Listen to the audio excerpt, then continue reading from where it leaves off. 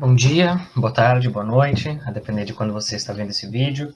Eu me chamo Bruno Luiz Signori, eu sou atualmente mestrando do programa de pós-graduação em Letras da Universidade Federal de Santa Maria, ela fica no Rio Grande do Sul, e eu sou orientado pela professora doutora Vaima Regina Alves Mota, na área dos estudos linguísticos, e especificamente na linha dos estudos do texto e práticas linguísticas. O trabalho que eu venho apresentar hoje, ele é fruto um recorte da minha dissertação de mestrado. Todavia, a organização desse trabalho, dos slides e toda a estruturação e uma parte da conversa teórica foi dividida com a minha colega Luísa Rodrigues Garbim, que faz graduação na mesma universidade, Universidade Federal de Santa Maria.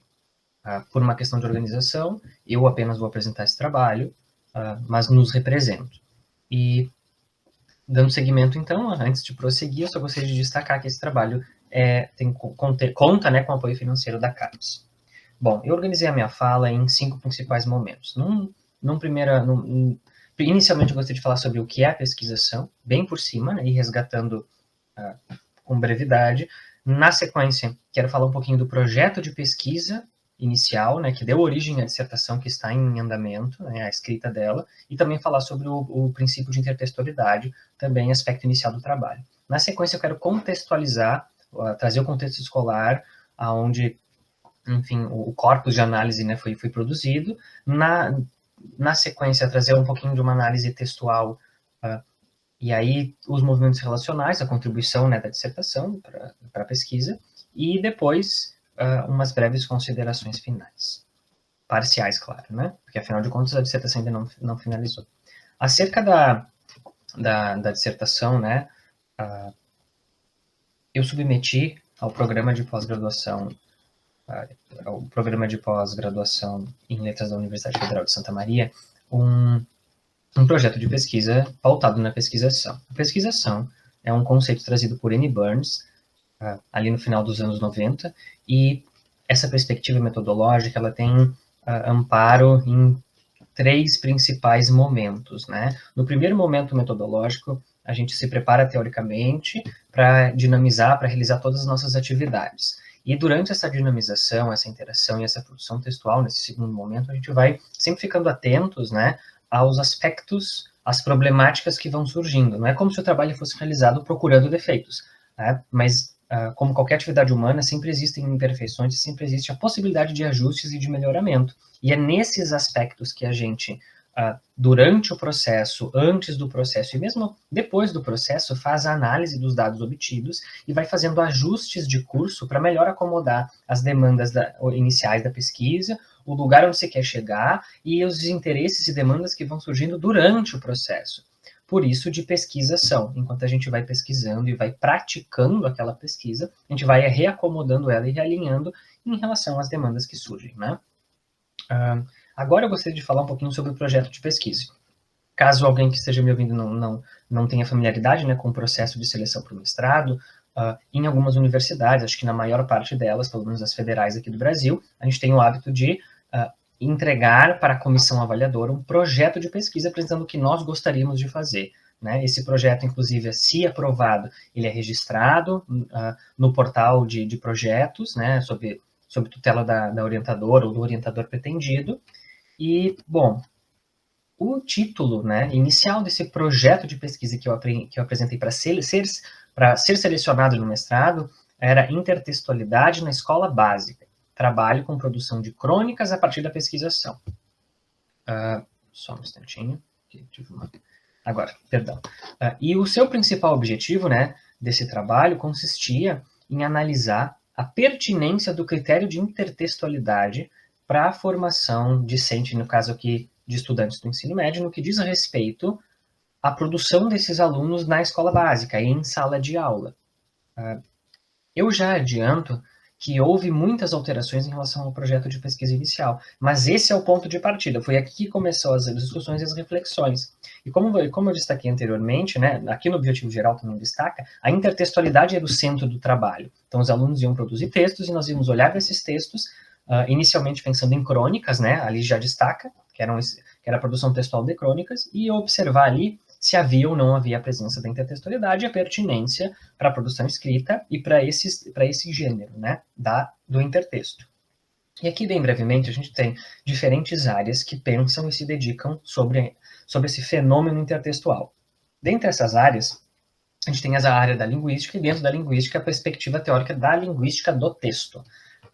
Uma das obras que são um excelente ponto de partida, né, para entender o princípio de intertextualidade sob a perspectiva da linguística do texto, é a obra Intertextualidade de Diálogos Possíveis, de Koch, Bentes e Cavalcanti. Nessa obra, elas fazem um apanhado breve, mas histórico, né, dos caminhos, dos olhares do intertexto, das diferentes áreas que trabalham com esse fenômeno, mas elas postulam, né, no andamento do texto, a divisão da intertextualidade em dois principais pontos: uma intertextualidade lato e estrito sensu. Essa lato sensu seria aquela que é constitutiva de todo e qualquer dizer, né, nesse diálogo eterno e histórico e social entre os diferentes textos, né? E a intertextualidade estrito sensu, por sua vez, aqui nas palavras das autoras, quando dentro de um texto a gente insere um outro texto. Pegando para a realidade da pesquisa que eu apresento aqui, é quando um estudante, ao escrever o seu texto, recuperava um outro texto, um texto de outro, anteriormente e efetivamente produzido. E foi isso, é a isso que nós nos dedicamos, era a ideia no projeto de pesquisa, e seguimos observando isso. Claro, aprofundando as leituras e criando categorias de análise e quadros de análise, né? Bom, a ideia era encontrar uma escola parceira. E nós fomos até o Colégio Estadual Professora Edna May Cardoso, apresentamos a proposta e eles concordaram em que nós realizássemos um trabalho em conjunto com a turma de terceiro ano do ensino médio, da parte da manhã única, né, de cerca de 19 alunos, participaram do início ao fim da escrita de textos, da escrita e reescrita de textos. Ali eu coloco a localização da escola em relação à universidade onde estudo, né, é bem próximo. Bom, para trabalhar com esses alunos, nós realizamos as oficinas de leitura e de produção textual. E elas eram pautadas inicialmente, né, na linguística do texto, em todos os conceitos e noções que amparariam, na escrita e na reescrita de crônica, e aí essa escrita-processo com noção teórica que amparava esse processo de escrita e de reescrita, e a pesquisação, como eu falei, para ir fazendo esses ajustes. A gente separou, as oficinas elas tiveram 3 fases, né? A fase 1, que foi dos contatos iniciais para coleta de informações, texto diagnóstico, conversa com a turma, documentações, né? Na fase 2 foi escrita e reescrita da primeira, segunda e terceira versões da crônica, e isso tudo já estava pensado desde o início. Mas nas conversas com os alunos lá na fase 1 dos diagnósticos iniciais e antes ainda, na parte das observações, a gente percebeu que se fazia extremamente necessário que nós incluíssemos também um outro gênero textual, a redação modelo Enem. E em função, e essa demanda se deu em função de que a maior parte dos alunos do ensino médio, ali, daquele terceiro ano, iria realizar o Enem. E para eles era muito importante. Em função disso, como vocês podem ver ali destacado, uma das fases foi exclusivamente para redação. Foi um acréscimo que só existiu a partir dessas acomodações incentivadas por essa metodologia de prática, né, e de pesquisa, que é a pesquisação, termo cunhado e proposto especialmente por Annie Burns. Bom, seguindo então, os alunos na fase 1, na fase do texto diagnóstico inicial, produziram um texto para que, antes de que nós começássemos as oficinas, nós realizamos a leitura desses textos e, ao observá-los, notamos que havia um movimento interessante dos alunos, desses estudantes, quando eles traziam intertextualidade. E esse movimento podia ser tanto antes quanto depois de trazer esse texto-fonte, de trazer essa referência, de trazer essa citação, né?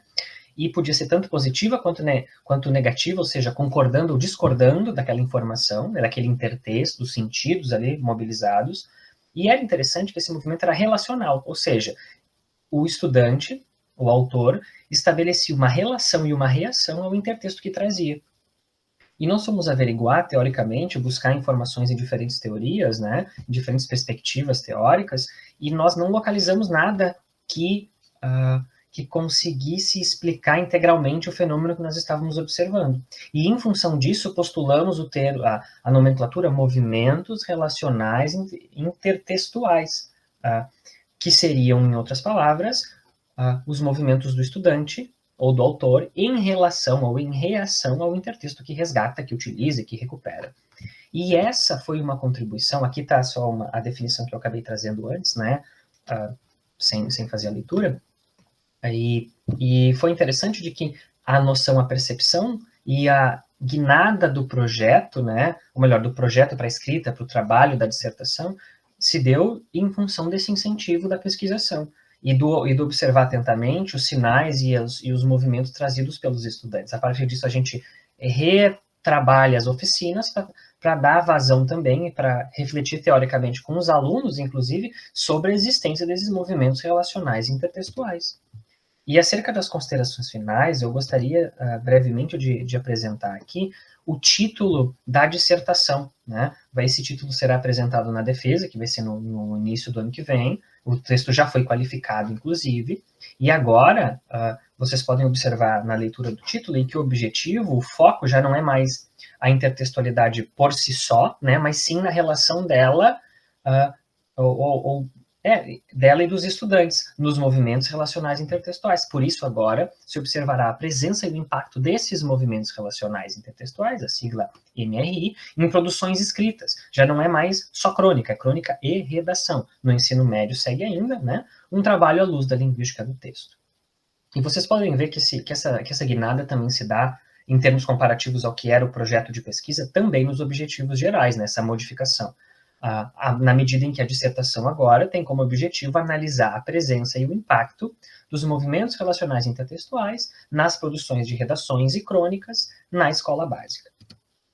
Aqui algumas das referências que eu trouxe e eu finalizo, ou que utilizei, assim, ainda que indiretamente durante a minha fala, e eu gostaria de finalizar, então, encerrando, né, agradecendo a oportunidade e destacando que a pesquisação, em todas as atividades práticas, né, que mesclam a pesquisa e a prática, por exemplo, em sala de aula, né, que é o foco do Action Research, né, o termo em inglês, ele se faz extremamente necessário e gratificante para o lado de quem realiza esse trabalho, mas também tem uma potencialidade muito grande de contribuir com o trabalho, na medida em que a gente vai fortalecendo e reacomodando a partir das demandas e necessidades que vão surgindo em todo o entorno, né, que envolve a prática de pesquisa ou da realização da ciência, nesse caso aqui. Eu agradeço de novo pela oportunidade, espero que tenham gostado, e